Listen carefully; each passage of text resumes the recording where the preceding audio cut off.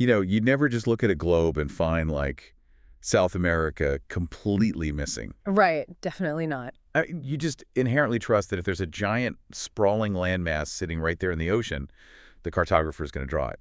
You certainly wouldn't expect a map maker to just erase an entire continent because they found its existence to be socially uncomfortable. No, you'd assume the map is objective. Exactly. Yet, when you turn to the medical maps of the human body, specifically the internal anatomy of female pleasure, it turns out that the cartographers of biology did exactly that. For over a century, medical textbooks simply deleted the human female's most complex pleasure center.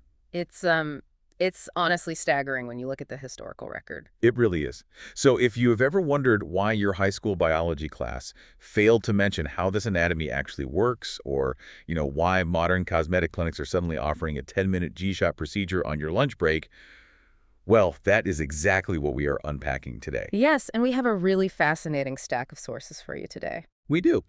We are looking at a mix of historical medical texts, modern MRI studies, cosmetic clinic protocols, and even national healthcare guidelines, all to remap the hidden internal anatomy of female pleasure. And this journey really requires us to look at the intersection of biology and sociology, because you cannot understand where a G-shot goes or the mechanics of what it actually does to the tissue inside the body without first understanding the true landscape of female genitalia. Right. And the reality is that landscape has been wildly, almost systematically misunderstood. Okay, let's unpack this. I think we need to start with the epicenter of that misunderstanding, which is the clitoris. Absolutely. According to the clinical anatomical studies in our sources, Yeah. it is literally the only part of the human body whose absolute sole dedicated purpose is to provide sexual pleasure. Yeah, that's a really key point. There's no reproductive function, no urinary function. It is purely for pleasure. And just the external portion alone, the glands,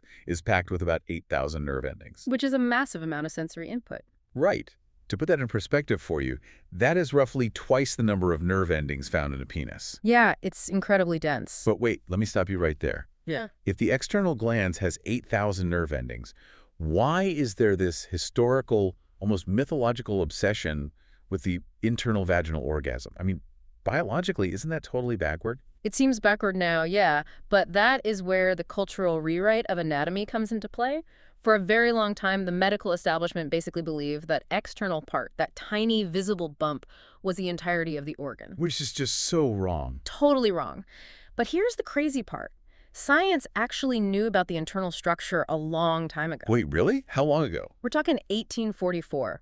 A German anatomist named Georg Ludwig Kobelt published an incredibly detailed essay featuring very precise drawings of the clitoris. Oh, wow, in the 1840s. Yeah. He didn't just draw the surface either. He mapped out a vast internal network. He identified the shaft, the internal bulbs, the associated pelvic muscles, and the complex vascular blood supply that feeds it all. I mean, he essentially mapped the entire continent back in the 1840s. So the map existed. It was right there in the scientific literature. But then it just disappears. How does modern medicine just forget an entire organ for 150 years? Well, it was a deliberate cultural choice disguised as science. That's terrifying. It is. The medical establishment of the late 19th and early 20th centuries was heavily dictated by societal modesty and these shifting psychological theories.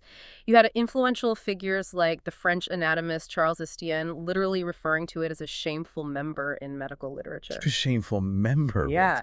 And then came Sigmund Freud. Oh, of course, Freud. Right. Freud asserted this idea that clitoral orgasms were immature. He hypothesized that as a woman matured, her center of sexual response should magically transfer away from the highly innervated external clitoris and into the vagina. Which has absolutely no basis in physical anatomy. None at all. They literally medicalize their own cultural discomfort. Precisely. And you can actually track this physical erasure in the textbooks themselves. What do you mean? If you look at sequential editions of Gray's Anatomy throughout the 20th century, the detailed multi-page anatomical diagrams of the clitoris and the vulva literally shrank. You're kidding. No, the descriptions got shorter, the internal structures were minimized, and in some diagrams, the clitoris was omitted entirely. The medical consensus just became that it was this tiny vestigial nub. That is deeply unsettling. They treated actual human tissue like a typo they could just backspace over. That's a really good way of putting it. It was completely erased. So when did someone finally correct the textbooks? Because clearly we know better now. Not until 1998. In 1998, I was alive in 1998. Yeah, it's incredibly recent. It took an Australian urologist named Dr. Helen O'Connell to set the record straight. She utilized MRI technology, so magnetic resonance imaging, along with extensive fresh tissue dissections, to fully map the clitoris in 3 dimensions for the first time in modern medicine. And what did she find? What her imaging revealed completely shattered the tiny nub myth.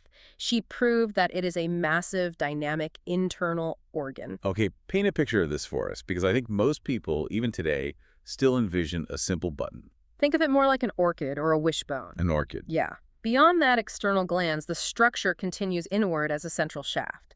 From there, it bifurcates, so it splits, into these 2 large, highly vascular, teardrop-shaped structures called the vestibular bulbs. Okay, so it branches out inside. Exactly. These bulbs literally wrap around the vaginal opening.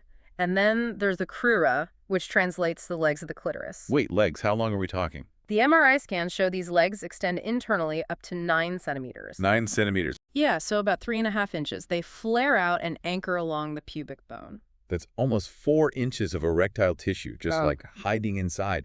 Where does it even fit without us knowing? Well, it fits perfectly nested against the pelvic bone, flanking the urethra and the upper vaginal wall. And remember, this is erectile tissue. Right, so it changes size. Exactly. During arousal, blood rushes into this entire 9-centimeter network, specifically engorging those vestibular bulbs and the crura. The whole structure swells, becoming firmer and pressing tightly against the surrounding internal tissues. Okay, now the geography is really starting to make sense. Because that massive internal root system of the clitoris, specifically how it presses against those surrounding tissues, that brings us directly to the focal point of this whole anatomical debate. The G-spot. Yes.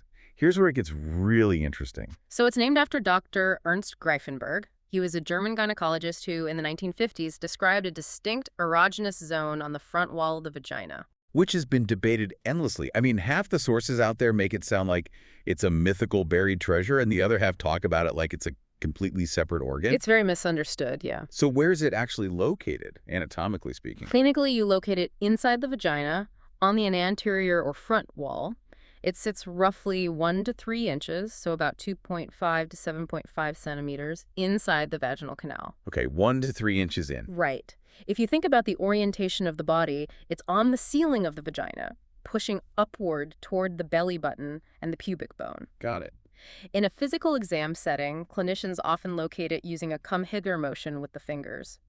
The tissue in that specific zone has a notably different texture.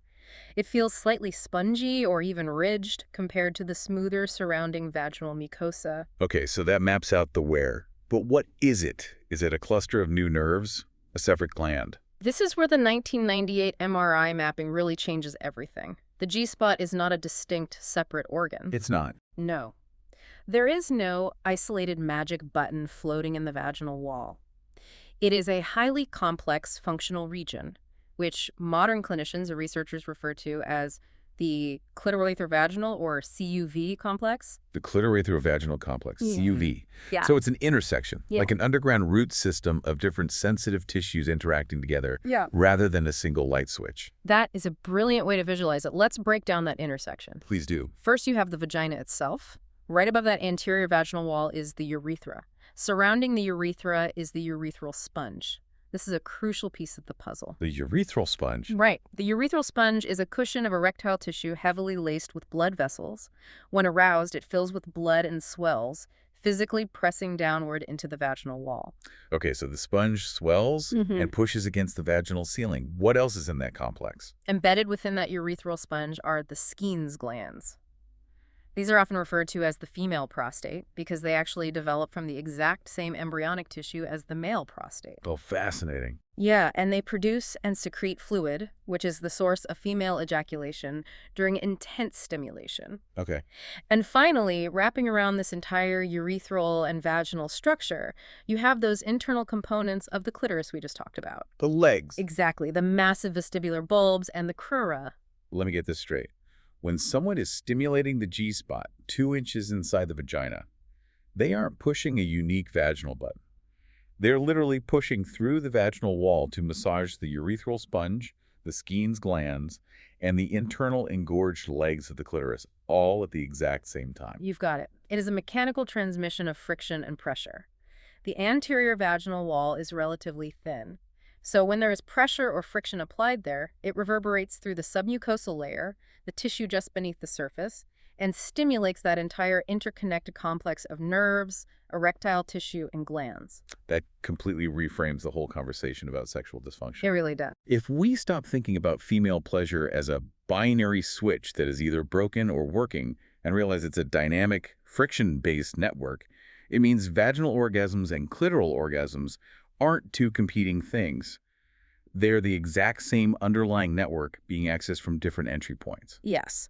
And that biological reality leads to a very specific mechanical problem for some people. How so? Because the CUV complex relies on internal friction and pressure to fire those pelvic nerves, the actual volume of the tissue matters. Oh, I see where this is going. Right. If a woman's urethral sponge is naturally thinner, or if the internal crura sits slightly further away from the vaginal wall due to natural anatomical variation, there might not be enough physical contact or pressure during intercourse to adequately stimulate that complex. Okay, so if this complex relies entirely on internal friction to fire those nerves, what happens for women who naturally lack the tissue volume to create that friction? That mechanical question is exactly what birthed the cosmetic intervention we're looking at today, the G-Shot or G-Spot Amplification. All right, walk us into the clinic. What is the actual mechanism of a G-Shot?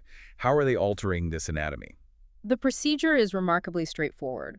A clinician uses a specialized speculum to access that exact 1 to 3 inch zone on the anterior vaginal wall. Then they inject a dermal filler directly into the submucosal layer, Wait, right into the wall. right between the vaginal skin and that urethral spurn. Dermal filler, like Yeah. the stuff people put in their lips and cheeks. The exact same material. The most common filler used is cross-linked hyaluronic acid, or sometimes a highly purified collagen. Hold on, I need to try and wrap my head around the physics of this. How does injecting a facial wrinkle filler into the vaginal wall actually change the nerve response? It's all about surface area and hydration. Hyaluronic acid is a naturally occurring sugar molecule in the human body that is incredibly hydrophilic, meaning it loves water. Okay. 1 molecule of hyaluronic acid can hold up to 1,000 times its weight in water. When it is cross-linked, it means the molecules are chemically bound together into a dense hydrogel that the body can't break down immediately. So you inject this hydrogel into the G-spot zone, and it acts like a localized sponge, just pulling in water and puffing up. Yes, exactly. The clinical sources describe the injection creating a prominent, thickened mound in the tissue. They aim to augment the area to about the size of a quarter, or a 5p coin in the UK. A quarter. Yeah, this physically plumps the tissue so that it projects outward into the vaginal canal by about a quarter of an inch. A quarter of an inch projection. Okay, I like to use car analogies, so let me try this. It sounds like putting wider, thicker tires on a car. You aren't giving the car a new engine, you aren't injecting new nerve endings, you are just increasing the contact patch with the road to generate more friction. That is a highly accurate analogy. You are not creating new neurology. The pelvic nerve remains exactly the same. What you are doing is changing the physical architecture of the vaginal canal. By adding a speed bump. Precisely.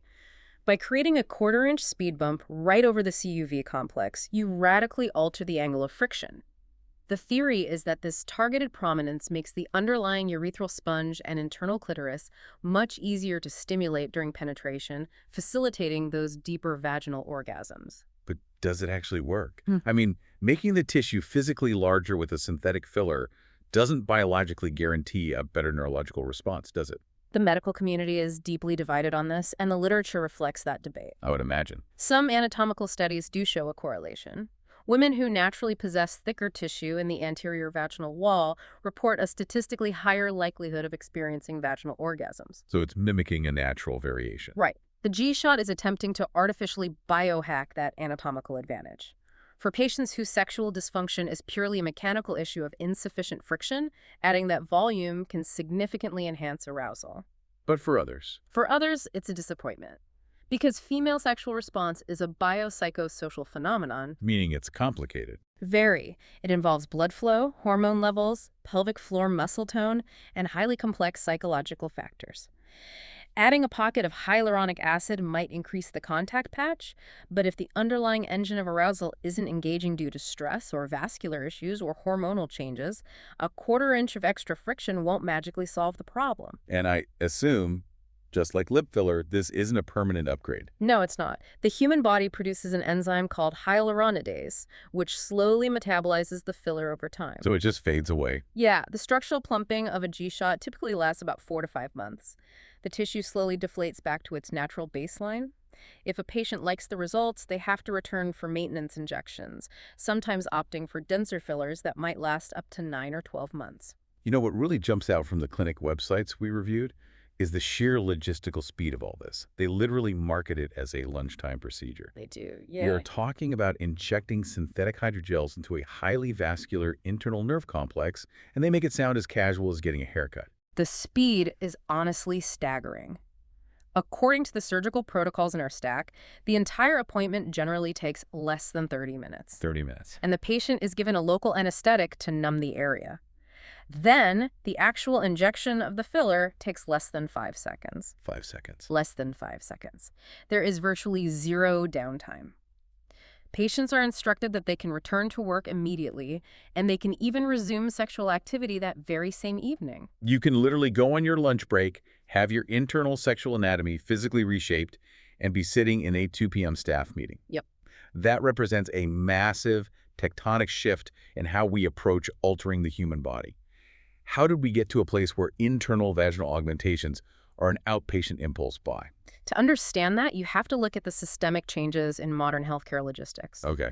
We have an interesting document in our sources from the UK's National Health Service, the NHS Modernization Agency. Back in 2004, they published the 10 high-impact changes. It was a strategic blueprint to overhaul the hospital system. And what did it say? Well, change number 1 on that list was a strict mandate to treat day surgery as the absolute norm for elective procedures. Why the aggressive push for day surgery? The efficiency and cost, mostly.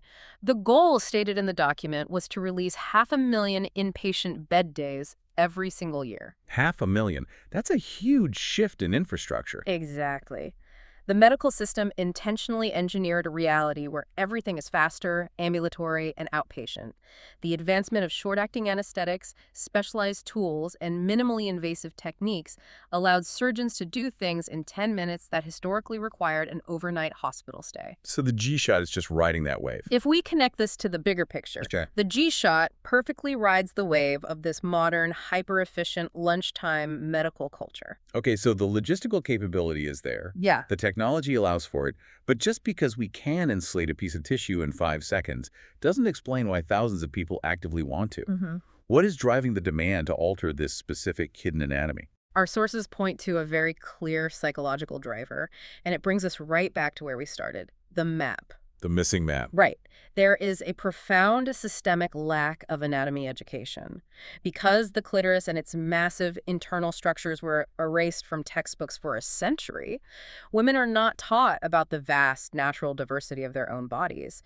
General practitioners report that women frequently show up in their clinics asking, "Am I normal down there?" Oh, wow. That is heartbreaking when you really think about it. They literally do not possess an accurate map of their own biology, so the default assumption is that they are built wrong. And we see the extreme end of this anxiety manifesting in another rapid day surgery trend detailed in the surgical literature, which is labiaplasty. Right. Surgeons are seeing a massive surge in young women requesting surgical reduction for a self-diagnosed condition they call labial hypertrophy. Hypertrophy, meaning they think it's overgrown. Exactly. They want the inner lips, the labia minora, surgically trimmed back so they're completely hidden behind the outer lips, aiming for a perfectly smooth prepubescent aesthetic, sometimes called the clamshell look. But the clinical data we reviewed clearly states that in 30 to 50% of adult women, the labia minora naturally protrudes beyond the outer labia. Yes. Up to half of the population naturally looks like that. It's not hypertrophy, it's just biology. And furthermore, isn't the inner edge of the labia minora packed with sensitive erectile tissue? Yes, It is, and that is the tragic irony of cosmetic gynecology right now. In the pursuit of a visually normal aesthetic, an aesthetic heavily influenced by airbrushed media and a total lack of biological education, patients are paying to surgically amputate highly innervated, sexually sensitive tissue. That's horrifying. It has gotten so prevalent that medical bodies like the Royal Australian College of General Practitioners have published explicit guidelines urging doctors to spend time reassuring patients of their anatomical normality. They specifically warn against medicalizing natural human diversity. So we are caught in this bizarre feedback loop. Does the fast food convenience of day surgeries actually fuel our cosmetic anxieties? I mean, just because we can alter our internal anatomy on our lunch break, does it mean we're fixing a medical problem, or are we just treating natural diversity like a software bug? It's exactly that. We are basically applying a high-tech synthetic patch to a sociological educational failure. That is exactly the tension at the heart of modern cosmetic gynecology.